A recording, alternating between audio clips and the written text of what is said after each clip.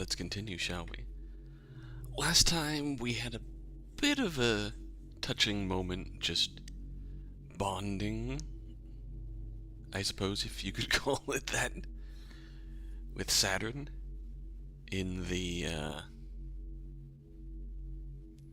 oxygen ocean on Mars.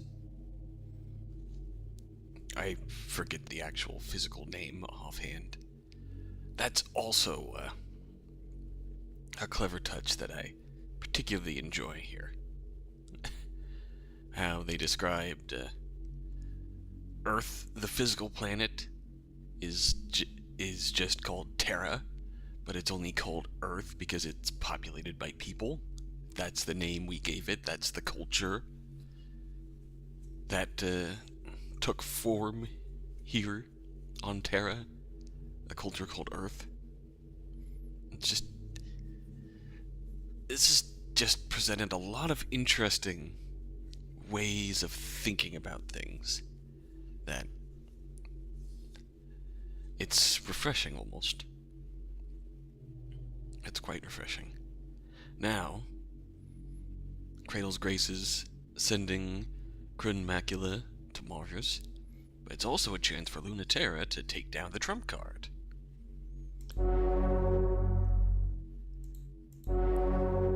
Now the question is, what's going to happen here? Recalibrating. How is the stability? Remember to keep the left side balanced. Thank you, Mars. It's fine, Mars. You don't have to fuss so much. There's just no reason to take a test flight without escorts. Especially with Memorial Foundation patrolling the area. Oh, Mars! They really could be doing anything at all more useful.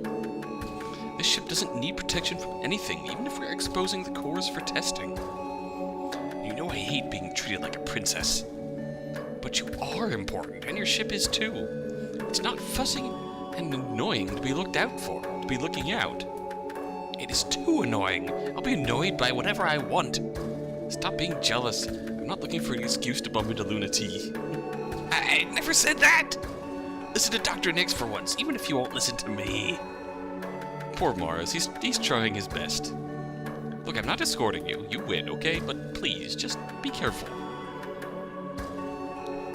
I know you think I treat you like glass, but I really... Oh, what's so funny? Why are you laughing? Sorry, it's just hard for me to stay mad when you're such a dork. And you care so much. He really is. You're so good. He's so good. Even if you're non-apologizing, I still want it so bad to be a knight in shining armor. You're the only one I can still be a petulant kid in front of. Instead of the princess everyone loves. Pluto.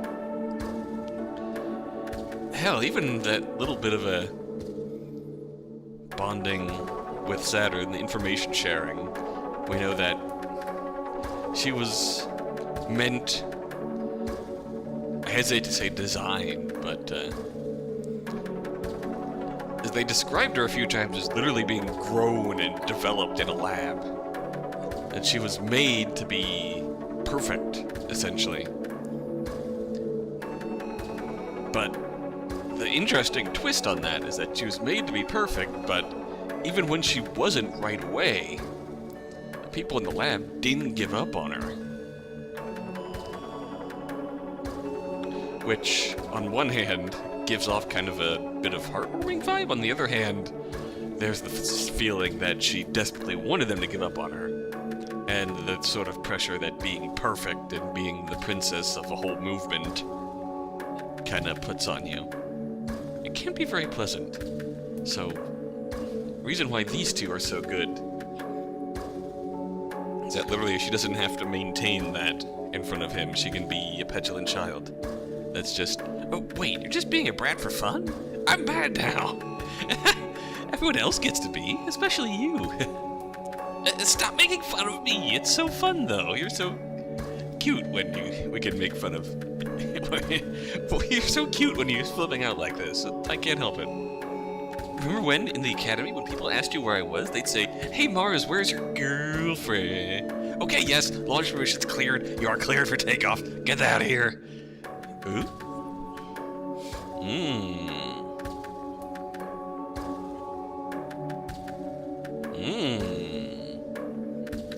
Now both of these outcomes sound nice. Make up and forget, fight until we forgive each other. Ironically, this seems like this is the loyal outcome. This seems better. So we're gonna fight until. That's an interesting line there. Thankful for our cradle's graces, but we're not coming back. It's officially once we've declared independence. The balance shifts because Luna-Terra hesitated, and Pluto did too. Pluto passed over the Ares Canyon once, twice, 3, 4, 5 times. Luna-Terra had a chance to make the first move, but Pluto couldn't keep pretending she didn't notice her lying in wait. It wasn't that Luna-Terra was ready to take the shot. It's that she still hadn't decided to take it or not.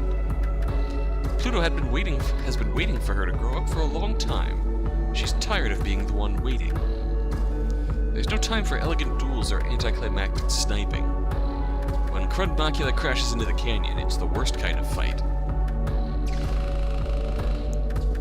Crud Macula's fingers will no longer open or close, but she swipes with the useless limb anyway. The ring finger of Pluto's ship selves twists off, breaking with the force of backhanding Mare Crisium into the canyon wall, oof, which scrambles to its feet and then falls down immediately. Luna-Terra's balance gyros must be broken, but that's not so bad. At least she still has 2 legs, unlike the Crud Macula. Oh damn, we're getting fucked up. Luna-T, you really are the most stubborn woman I know. I'm proud of you. But that you're only this tenacious when I'm finally being serious is a little vexing, you know? I mean, I've kept going this long. It's got to count for something, right? I don't want to wreck you. I just really need you to win or lose. Could you do that, please? Both of those are hard to do. Then you've got 5 minutes to grow up. Pluto's reach is longer than expected. Little tricks of gravity. Might not be enough. The Mare Crisium was made to not be caught. More precisely, Luna-Terra made the Mare Crisium something that couldn't be caught. Again, the case of the pilot making the ship even better. No, don't you dare. Ooh. Her fingers refuse to close, and Mare Crisium slips away. Ha! Sorry, I'm such a cockroach. Don't be. Slipping away is so like you. I don't know what else I expect. Luna-T, I really can't let you get away. Not without an answer. I'm not gonna do that. What are you trying to do, then? We promised we'd fight until one of us won. And then we'd go along with whatever the other decided. So why are you trying to take that away from me? Luna-Terra holds Crud Macula's severed left tidal reactor. Pluto can go without it, but not for long. That's what makes the Crud Macula so impossible. And without it, she can't be impossible for very long. That core is everything I have. But the rest of me isn't going to last long without it, so it might as well be everything. If I don't have that, I can't follow you, win or lose. I really don't think it's good for you. The Crud Macula makes a leap and crashes into the ground, just short of the Mare Crisium. It's just close enough Luna-Terra nearly forgets to take the opportunity to get a shot in Crud Macula's chest before she can recover to block it. You're going to lecture me about doing what's healthy? You've got a lot of nerve. It's not cute. If we had to fight each other like this, I really wish I didn't have to be with you and that thing. You don't like it, huh? You've always been like this. You're trying to tell me what's good for me? You don't want to admit this is really me? Luna-T, I would listen to you if you had ever listened to me once, ever. I told you, I haven't gotten any better in the time we've been apart. I don't want you to not be strong, or beautiful, or amazing. I just don't want you to be holding this weight of Cradle's graces, everyone's hopes and dreams, all by yourself. Oh, so please just rest for now. Don't tell me that. I hate this, hate this, hate this. You never listen and you know I'll always let you win in the end. But not this time. I don't know what you mean. I've been really patient. So if you keep playing dumb, you're gonna make me mad. I said, I don't know what you mean. I don't want anything else. I'm a cockroach. I don't need anything myself. Liar. Are you trying to make me mad? Be satisfied with it. I don't have any other answer. If I had one, I'd give it, so drop it. I'm not satisfied. No. You grow up and you be the adult for once. Get back here! Crunmacula's feet are still broken, but Pluto moves her with gravity alone. Mari Chrysium's flare navi is broken. Everything is broken, but it will move. No, not this time. Crunmacula's twin tidal reactors are falling apart with one of them nearly torn out, yet she still moves. The pressure of the unrestricted gravity peels the pain off Mari Chrysium. Her steels and plastics are chattering. Her remaining useless arm snaps, and her engine wings creak. That pressure is not enough to bring her down, but it's enough for her to falter, and Crunmacula grabs her foot and slams her to the ground. Ow! Mari Chrysium creaks and strains, trying to flee, so Pluto pulls the rest of herself on top of her. Pluto, I'm serious. You're not the only one. I have things I'm willing to be hard and cruel for now, too. Mari Chrysium fires a side arm. It doesn't dent Pluto. Pluto opens her hand. The fingers don't work. But the plasma still does, which flays Luna-Terra's chassis, but gently. Everything's gentle about Pluto. I'm really serious this time. Can't stop for a second, so I really need it back. It's already been too long, so give me back that part of me. Mari Chrysium opens her left hand. Pluto's missing reactor is still beating, wildly. Sorry to be like this, but this ship's self and what it can do are more important than me, than anything else about me. Nothing is more important than you. Gentle click. Luna-Terra's sidearm pointed at the stolen reactor. Fires. The solid light slug misses, just barely. There's a second shot, but it's buried in Pluto's blocking hand. Then a third shot. Pluto's ripped off the arm of Mari Chrysium, so it's just the last reflex of a limb separated from its owner. Everything's falling apart. That's all the broken arm of Crunmacula can take. Its fingers make a last twitch before her arm finally snaps under its own weight, and the Crunmacula falls to what's left of its knees. How long are you going to make me put up with this? What do you mean? You don't want to fight with me? Not a fight for real? Your heart isn't in it, so let's not. No. That's the only thing I want. Why are you like this? Acting like you know what I want better than I do. So what if you're right? Of course I don't want to fight you. Damn it, I hate you. After all that, I'm the one who's crying at the end again. The last time it was like this, I was the one crying too. Oh no, now I'm powerful like you. Have something I'm fighting for like you. That's not you, or anyone but me.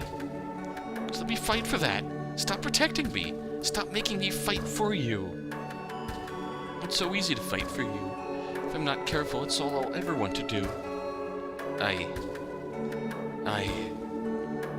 I'm sorry. Don't want to sorry. You must think it's so easy to not care about you, but it's not. It's easy for you to not care about you, but it's the hardest thing for me. I'm still the one who ended up crying. Again. You wouldn't listen back then either. Mari Chrysium rises, gently brushes away the burnt portions of Crunmacula's armor. The joints are already starting to heal, as gravity pulls them back. Almost as good as new, but a little changed. I know you. Don't distract yourself, dummy. Reattaching arms is hard, so do mine right at least. It was the same last time, too. I said, you deserve better. Oh no. I said, but you are better. Oh no. I just ignored it because I'm stupid. Oh no. Not because I'm cool. Thank God. Everything is worth it. If you finally don't think you're cool anymore. Oh gosh. This poor girl.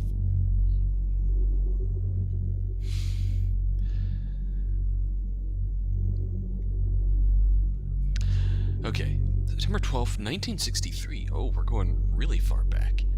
That's when the first and last artificial colony of the native sphere was completed in a tranquil bowl of stable gravity at Lagrange Point 5. It's the front line against existential threats, a training facility for a generation of humans adapted to fight in space. It's a colony environment with life, gravity, and culture necessary for human beings to live, thrive, die, and be born, with hope that peace on Earth would reign if we won this war in heaven. Without pressure, water boils off our tongues, we dissolve into component parts. Without culture, we forget the shapes we're supposed to have, and turn inside out into something else. Out of necessity, we created a pressurized environment, exerting enough gravitational pressure to maintain cohesion, all senses, in space. A ship self to ferry us through the world. They function only in places where the gravity of humans is too light to sustain existence. It was doomed from the start. Of course they were jealous of the humans the Earth no longer wanted, flying on zero-G wings.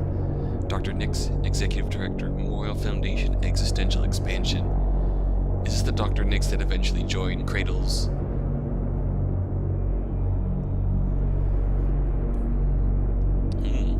July 29th, 1958.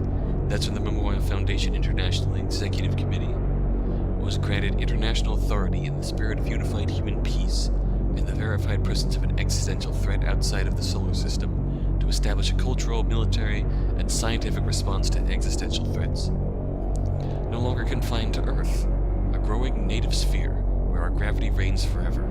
Safety, research, and expansion, the three pillars of Memorial Foundation's space branch will protect Earth from without, as it has from within. Free from the old world's gravity, it would be possible to advance science, art, and culture without constraint, and join hands, all of Earth finally unified. For Memorial Foundation, protecting humans from other humans through peace on Earth, protecting humans from everything else through war in heaven, would fulfill both of our agendas simultaneously. We really foolishly decided we could do better. There are two errors to this approach. The first is that to do better in heaven is meaningless if it cannot be exported to Earth. The space program was never rejected by the surface. It simply did not have enough relevance to sustain interest. The second error is the intrinsic error of Memorial Foundation. The existential threat is intrinsic to humanity. You can fight it, but you cannot cut it out. The designation of alien is required by humans. We cannot trick an existential threat into a convenient manifestation. That's why it's existential. As it always has always been, only humans can fulfill the criteria to be alien.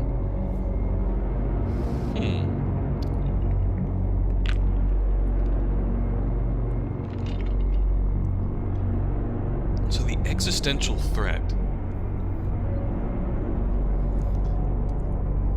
So if I'm reading both of these right, the very premise of the space expansion that was approved was to fight an existential threat from beyond the solar system,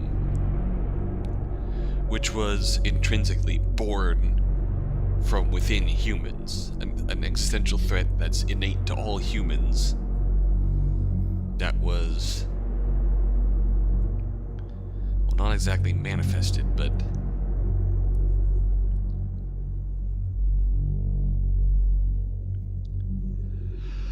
that exists within all humans. It's something that we just perceive. It's not necessarily manifested, but it's just something that we naturally perceived as a threat from beyond the heavens. And as long as we exist and have culture, there will always be a chance that we'll perceive another existential threat. It can't be alien, and it can't be a threat unless our perception as humans designates it as such.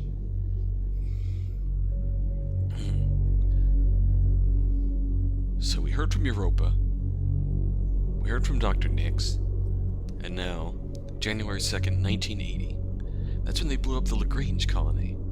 That was right after the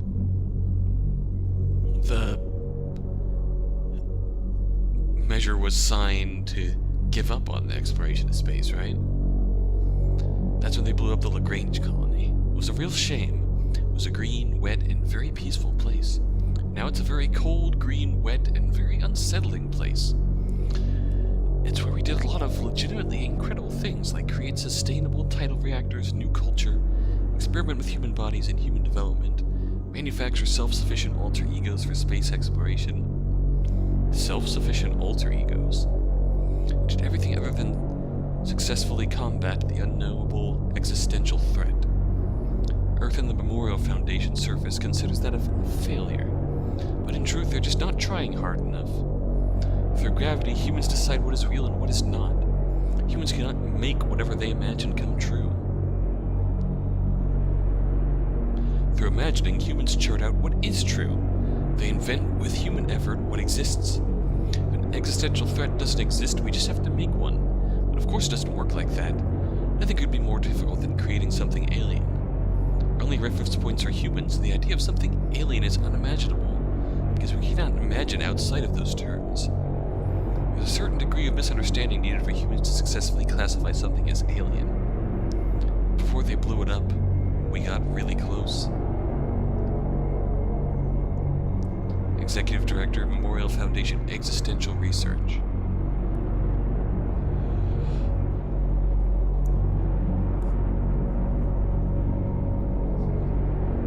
So is this telling us that we got really close to successfully classifying the existential threat?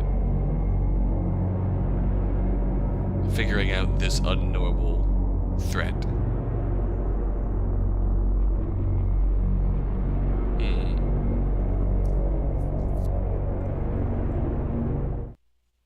Day 5. We've done everything we can for Ares, a planet that would be Mars. We won't return before too long. Wait for us, while we fight to keep you safe forever. Report received. Waiting new directives. This time of year, we'll have to pass by the Lagrange colony on the way to the moon. It's a nostalgic place, isn't it? Let's not allow anyone to take it away from us. Let's protect the memories it holds from Memorial Foundation, and take it with us to the new world we will create before celestial mechanics turns it into something ugly. Send a message to everyone. I'll take care of the past, so you can seize the future. Ready for launch. Oh, Pluto.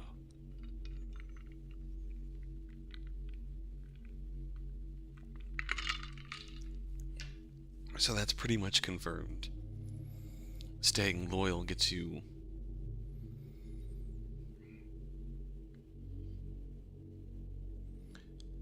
What would that be now? 12%? Probably 12.5%?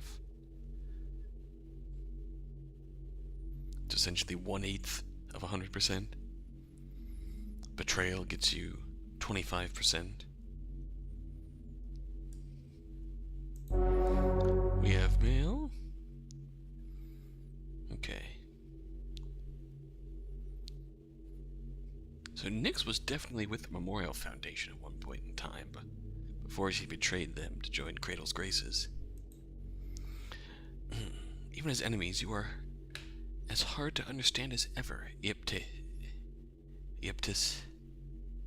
Maybe one day I'll be wise enough to know why you're always laughing, always smiling. If that's what you've been making on Cronus's moon, we over here don't even look half bad. Can't imagine why you'd tell me the truth. Does it really not matter to you if you're found out? Are you that confident that you don't mind bragging while you dangle this offer in front of me? Macula's development is stalled, so we're desperate enough to accept your favor. Maybe you aren't as far ahead as you're letting on. What if I just told Europa what you were up to? Just as a courtesy, of course, since there's no way she doesn't already know already. But you know that the Macula still hasn't been completed, but you must be desperate too if you're reaching out to us. Just goes to show, Yptis, nothing will come of resisting Earth. I'm just doing this because I'm hopeless. What's your excuse? Thinking you can double-cross the universe? See if you can trick Europa first. So Europa's still with Memorial Foundation. Yptis is with Celestial Mechanics. Is the one who appears to be up to no good. Bringing out the existential threat and such. And Nyx defected to Cradle's Grace's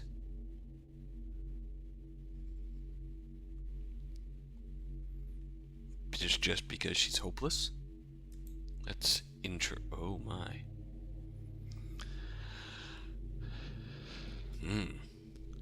The aversion impulse. This is a long one.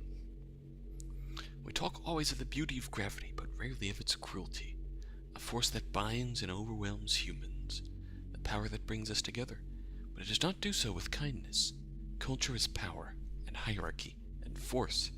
It can crush us and tear us to pieces. It is not a unilateral force. On the contrary, gravity's structures are deliberate and intricate. Not everyone shoulders a light burden. Not everyone is able to wield the natural powers of humans with so little weight.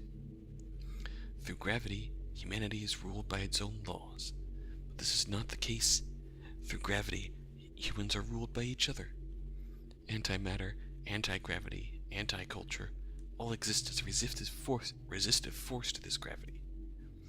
The refusal of humanity to accept these parts of itself causes its own undoing. When we let our children develop in the lightness of space, they choose their bodies, genders, humans, souls, and hearts of their own volition. They become human in the ways that they wish to be human.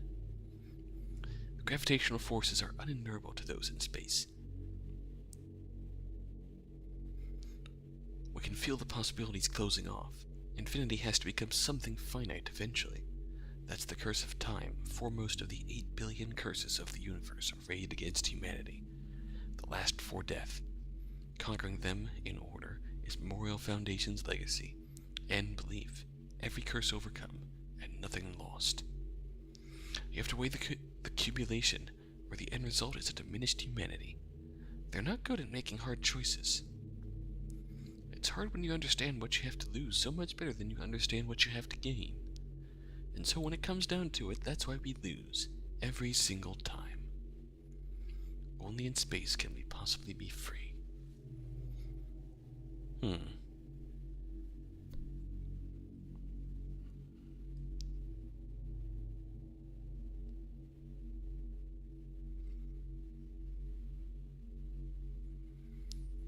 In space, we can be free, too.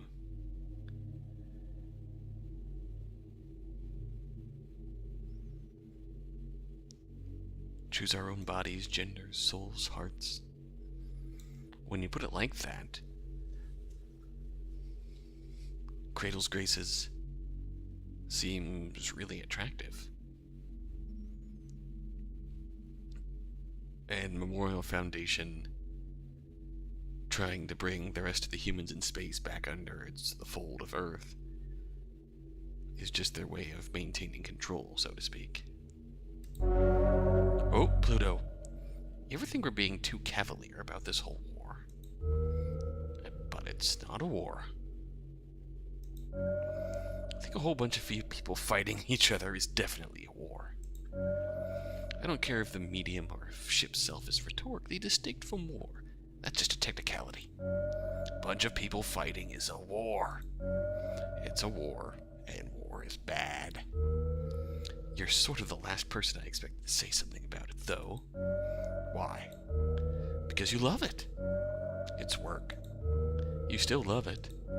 Well, it's exciting. You really love excitement. But it's scary, too. Why? You can't die. Only lose and try again. That's why it's not a war, just a noisy argument. But I'm mad like it's a war. I hate the other side like it's a war. If it's only not a war because ship selves aren't designed with a way to kill each other, that's too fragile a reason. I don't want to hurt anyone, but I don't want to go back to Earth. I'm not going to let them make us. I keep feeling this way. One day I might do something terrible for it. So I can't say I love it when it's more complicated than that. You're right, it really is complicated. I was kind of hoping you'd have uncomplicated feelings about it, though. Why? Because I love it. I don't feel complicated about it at all. What? You're kidding? You always lecture us about how fighting is bad, and letting negative feelings go, and how we're going to have peace one day. Of course I feel that way. But It's so thrilling. I was too precious to send out during the Cold War. They never let me fight like all of you. I'm good at it, too. Better at it than what I came here to do. Or better at it than what I came here to do, than a lot of the actual pilots. I'm proud of that, but it's also just thrilling. It's dangerous. Maybe you can't die, but there's a lot that can happen to you that's painful and hard. How do you stay scared enough to still feel like that? What if it's just because it feels so new, or if there's something really wrong with me? I guess that's why you didn't want me fighting, isn't it? It's complicated. I don't want you to get hurt learning that. You know, Mars, this is why you're so bad at love. You won't let people you love get complicated. It's not that you're not incredible. It isn't that you don't deserve to have fun. But what if something terrible happens anyway?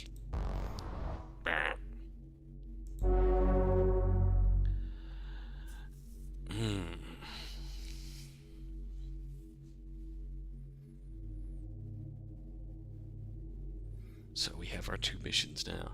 Becoming stars. Or look at me.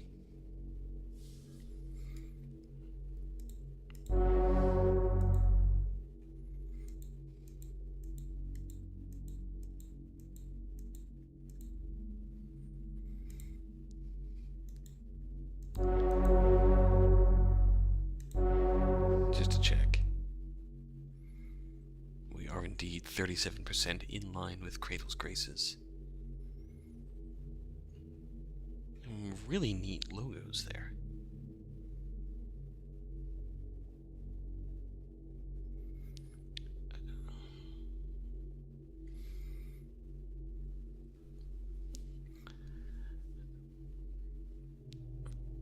Again, I'd say that Cradle's Graces looks really attractive right now because of their philosophy about humans, letting them choose the type of people they want to be.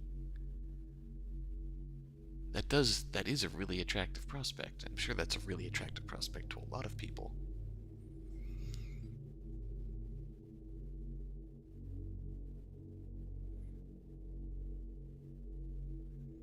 No, I can't even argue against that. I was gonna try and make an argument about how we haven't really heard any of the philosophy of behind these other 2 factions, but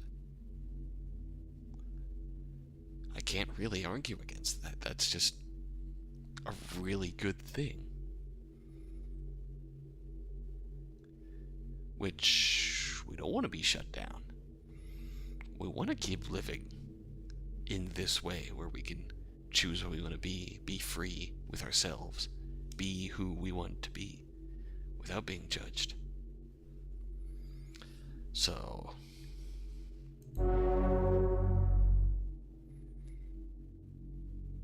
I like this. Interested to see where this goes. When we return, we'll tackle our mission for day 5. We'll decide which mission to do for day 5. Until then,